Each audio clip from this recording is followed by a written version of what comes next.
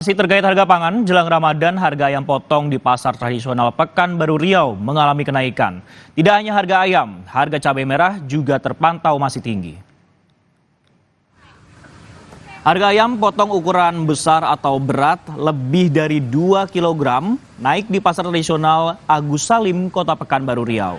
Harga ayam menjadi Rp30.000 per kilogram, sementara untuk ayam potong dengan ukuran kecil berat 1 kg, harganya mencapai Rp33.000 per kilogram.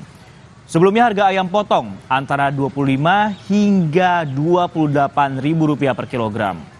Menurut pedagang, mendekati Ramadan diprediksi harga ayam akan terus mengalami kenaikan.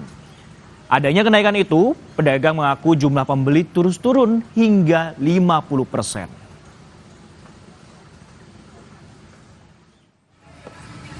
Nah ini udah lama nih bang, cuma ayam tuh harga ayam masih bertahan.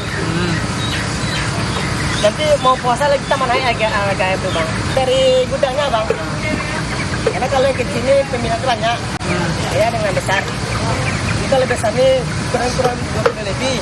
Beda lagi dengan 2 kilo itu harganya kurang daripada yang besar yang jumbo. Bang, adanya kenaikan ini pembeli gimana bang? Pembeli kurang bang. Dan 2 minggu ini kurang pembeli ayam. Saudara, proses